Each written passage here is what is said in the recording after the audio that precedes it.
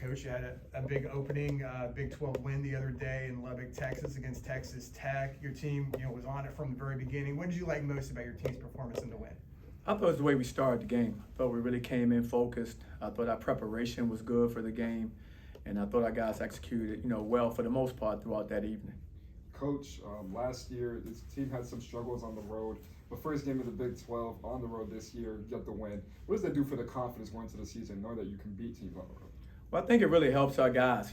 First seeing the atmospheres that we're going to face on a nightly basis. You have to remember, 11 new players, so they're trying to, find their way, and it's nothing like, playing in a Big 12 road game. And so I think for them to kind of experience that was good, and we'll grow from the experience. There are a lot of things that we learned, and I think we can even be better. It's just a function of, coming in practice, understanding what we're going to face every night.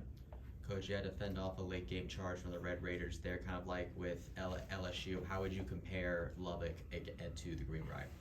Well, I thought it was good for us. I mean, the Greenbrier was a different venue. It was more of a neutral site, and this was a true road game for us. I thought in both games, we built good leads. Guys worked hard and gave us opportunities to build some, a sizable lead. But, this is college basketball. No lead is safe, and I think if you're watching, college now, and at every level, the NBA level, no lead is safe. Guys are coming back and making runs, they're getting momentum, and so you have to be able to withstand that. And I thought our guys learned from the LSU game, in a game where we couldn't withstand it. We ended up going into triple overtime and losing. And this game, when they made their run, we were able to make the plays necessary to maintain our lead and to win the game. Johnny, you guys last year, you guys were able to upset Kansas when they came in here. You have the same sort of similar situation coming in this on Sunday. Different 11 new players, but you have Darius and and Jalen back. Is there anything you can take from last year's game that you can maybe use in this situation? And how big of a factor was the crowd last year? Do you expect that to be the case this year? Well, first, with regards to, last year's team and this year's team, they're totally different. Both of our teams are uniquely different. The good thing is we do have some, senior leadership with Darius and Jalen returning. But they're playing a little different style. We're playing a little different style this year as well. So we really can't take a lot from that season and that game against them. They're a very good basketball team. They have a Hall of Fame coach. They have a unbelievable program, and we need to just go out and execute the things that we do well and understand who we are. And so to do that is our guys need to understand, like when we go into a game like this, that we need to take it just one possession at a time and just play hard on every possession and try to make the plays that are right in front of us. Coach, in the AAC, you get a top 10 team on your home floor. That's kind of one of those stake the flag moments to try to get you into the tournament in March. How different is it when this is just the next conference game and you're going to have more opportunities like this down the road? No, it's amazing. We played one league game. We have 19 more. And, be important that our guys stay in that moment, understanding that this is a marathon, it's not a sprint. Just keep taking it one game at a time, trying to put our best foot forward, each time we step forward on the floor. There's still a lot of room for improvement in our team, and it should be this time of year. We still have room to grow. We're getting to know each other. I see improvement in our guys, some of our younger players. I see improvement. I think they'll continue to improve as long as we come to practice with the right mindset and we come in to compete when we play our games. And so that's what I want to see, is just continued growth, continued improvement as we move through, game after game. Coach, obviously last year you were able to pull off the upset. What do you want to replicate this year? What do you want to kind of see? What worked last year? What do you want to see happen this time around on Sunday night? Again, what we want to do is we want to come out and just play with maximum effort on every possession. And I think that's very important for us. And we, make the plays that are right in front of us. As I said earlier, it's going to be about executing offensively, executing defensively. And I'm sure they feel the same way. That's how you have to play, and to have any success, you have to do that on both sides of the ball. And so for us, it's just focusing on the things that we have to do, within our system, and I'm sure they're focusing on the things they have to do within their system. Coach, we've talked a lot about this room over the course of the season, about the return of Jalen and then Mikey's first time on the court. Now that has been put into practice, what have you noticed from the two of them now that they're both on the court? Well, I think those guys are, starting to get more in rhythm. They're practicing more now. Of course, they've been in some games. And so you start to get your timing back, you start to get in rhythm, and you start to get comfortable with your teammates. You hadn't been with those guys as far as competing And so there's some continuity that has to be developed. And so I think we're in the process of developing that. I think both guys have done a good job as far as bringing good energy, and they've been great, on our bench. But we want to continue to have those guys progress, and to do that, they need to continue to come into practice like they did today, and come in prepared, to play on Sunday. Obviously, they have Hunter Dickinson back. You played against him last year. What makes him such a tough guard, and how do you guys try to slow him down and not let him dictate the flow of the game? Well, Hunter's a terrific player. I've watched him play ever since high school. He's one of the best college players. His numbers, are remarkable if you look at what he's done over his college career. And, those type of players, if you've always heard me say, you have to try to contain them. It's hard to stop a player like that. You want to try to contain him, because, he's proven, he's probably a double-double machine throughout his college career. And so just want to try to contain him, and that's what we're going to try to do. He's a guy that has had a lot of success at this level, and, we have a lot of respect for who he is as a player. Coach, I noticed Mikey was one of the first players off the bench the other day at Texas Tech, one of the primary guards that played. Just kind of what do you foresee his role being? Obviously, that's the first couple of games we've really seen him play, but it looks like he was getting out there a lot. Well, for us, we have to understand our strength is in our numbers and the way we play. And for a guy like Mikey or any of our players that make those contributions, I tell all our guys, they all need to always be ready for the opportunity. And that's the best way I can put it, because it may change from one night to another, but you always have to stay ready for your opportunity. And I thought he was ready for his opportunity the other night. And so we want to continue that with not just Mikey, but with all of our players, knowing that our strength is in our depth, and we need to be able to utilize these guys and have confidence that we can put these guys in and they'll make good contributions for us. Coach, you mentioned improvement in young players. One of those players we've seen grow is Mustafa Chiyam, and he's had an impact every time he's on the court. But it seems like recently he's been struggling with foul trouble and staying on the court. How do you plan to keep growing him in that area? Well, he has to continue to understand his value to his team, and we talk about that all the time. Your value is, obviously will be better with you on the floor with more minutes. So we need you to understand how to play defense and be disciplined when you're guarding guys, where you don't pick up cheap fouls and you don't put yourself in position to pick up bad ones. And that's just something that's going to happen with a younger player. Here's a young man who reclassed up, should be playing a senior in high school right now, and he's up here playing high level Division I. So for him, I think every time he goes out there is a learning experience. I think that's what you've seen him go through the last few games, and he's going to learn from him. The one thing about him, he wants to be great. He wants to be coached. So I think as we keep pouring into him, as we're doing it with our staff, our assistants have been amazing with him. I think he's going to continue to develop in all facets of the game. Coach, in this league, how much more formidable are teams coming off a loss, especially one like as highly ranked as Kansas? Oh, absolutely. These guys are going to come, any team that has lost a game, they're going to be so fired up. They're going to be so focused on what they need to do to be successful the next time they step foot on the floor. We understand that, and we feel the same way. That's how competitors would feel. So we understand that type of mindset, and we need to make sure our guys have the right mindset as well. But of course, a team like Kansas, which has been perennial top 10 team in the nation, they're going to come in and they're going to be focused and ready to compete. Coach, the Kansas win last year was obviously certainly a huge highlight of the season last year. Do you see this arena with this fan base and this student body, do you see this place becoming a tough place for opponents to come in? Do you see that growing?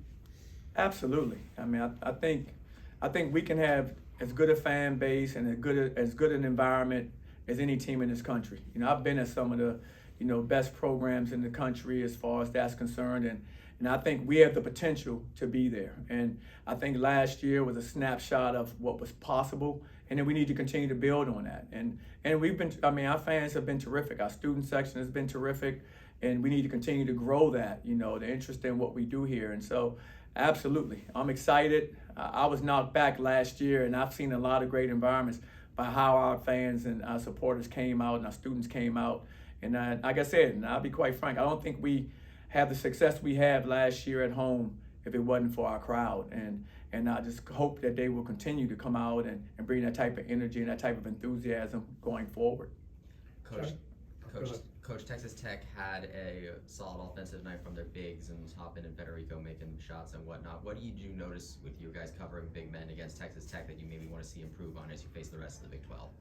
Well, we just have to have a better focus and awareness of what's going on, within the people's different schemes, what they do offensively. And that's just part of our growth. I think it's part of growing, it's part of watching film, it's part of, getting on the court and working on things to show these young guys, how they can continue to grow in those areas. But for us, I mean, it's more of just watching our guys in certain situations, understanding that there needs to be a certain level of focus that you have to, that's required defensively, on every possession, and we have to make sure that we continue to work towards that.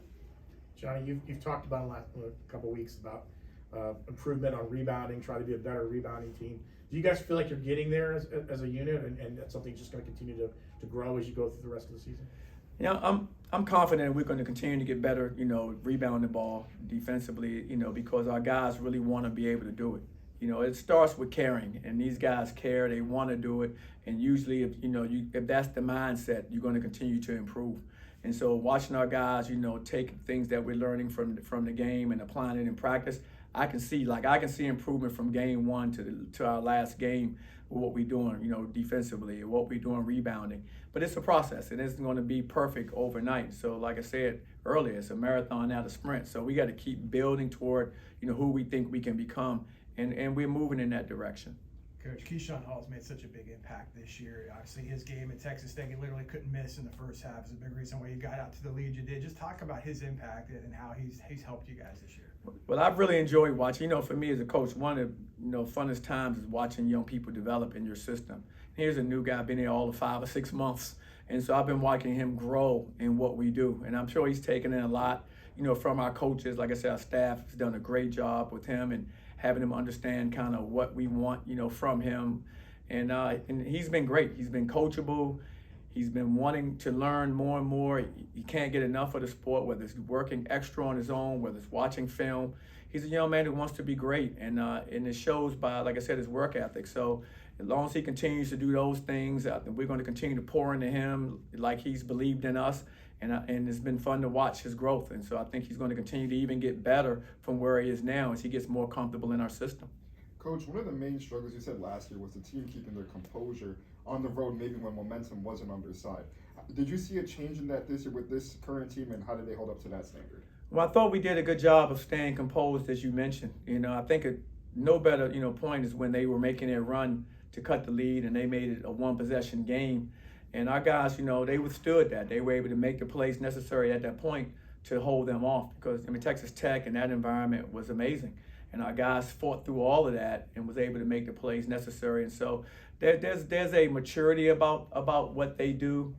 There's a poise in what they do out there, and they exhibited it, of course, again, the other night. So we have to build on it. I think we can teach, from that game, and we've started teaching from that situation, and I think we can improve on it. You mentioned players making plays. Veteran point guard Darius Johnson led the team to the free throw line many times when the team couldn't buy a basket. How much of a help was his presence? He was huge. That's what you want to see, your senior leader, your point guard. No one out there knows what I want more than he does. He's been with me for now his 4th season. And so when you get a point guard that's talented and he's that experienced, he's like a coach on the floor. I have a person that I know, when I'm hearing him speak and say things to the guys, things that I've reiterated to the team for, this my 4th year with him. I'm hearing those things come out. So what you're putting in is meaningful because you're starting to hear him echoing exactly what maybe on your mind or what you're thinking about. And it's like, oh, he'll say it, so I'm excited to see that and he's taking that information in and he's putting it into the players, from his perspective in his own words. And I think that's made us better because they've really, rallied around him as our senior leader, as our point guard. And that's what you want to see happen with his experience. Coach, you said earlier that no lead is safe in the Big 12, but what do you think this team needs to do defensively in order to hold on to these big leads when you can get them? Well, I think it's a combination. It's not just your defense. I don't think you can turn the ball over and give guys runouts and layups. I don't think you can, give guys easy opportunities like that as well. So it's a matter of not just defending. It's a matter of making sure you're taking care of the ball offensively and don't give them steals and runouts where they can get easy baskets and get quick points. Coach, there's a lot of talk about giving players a blanket 5 years of playing eligibility, I guess kind of eliminating the red shirts. Maybe the opting out's been more of a football issue, you know, with guys who'll play 4 games and then decide they don't want to play anymore because they want to preserve a red shirt. But I know John Rothstein earlier today said that there's a lot of momentum. Just kind of, I know you're maybe just learning about it or hearing about it last week, but what are your thoughts on that? Yeah, I mean, I am just learning about it. So, I mean, I'm not really sure. I mean, the main thing for me, I'm an educator. I mean, obviously we coach and we all competitors or we wouldn't be in this profession. But as an educator, I just want to make sure these young men that spend time in college get their degrees. And so whatever that takes or whatever puts them in the best position so that when they finish college that they have their degree and they can move forward in life, you know, and figure out what they want to do afterwards. And I think we've done a really good job in preparing them. And so my biggest, concern always is, can we help these young men graduate when they're here, get their degree, and help them move forward in whatever profession they choose. And so, so if it's 5 years or 4 years or whatever it takes for them to be successful, then I'm all for it because I'm for those student athletes. I was one of those student athletes. So, and I don't think if I didn't have the opportunities that my coaches provided for me, that I wouldn't be standing in front of you guys right now. So, my thing is I'm very thankful and grateful for what the universities have done for me and what they poured into me. And I'm gonna try to do the same thing for every student athlete I get a chance to coach. Time for 2 more. You good? All good? Thanks a lot, Coach. That's my coach. All right, guys. See you Sunday. All right, Thanks. guys. Appreciate it. Take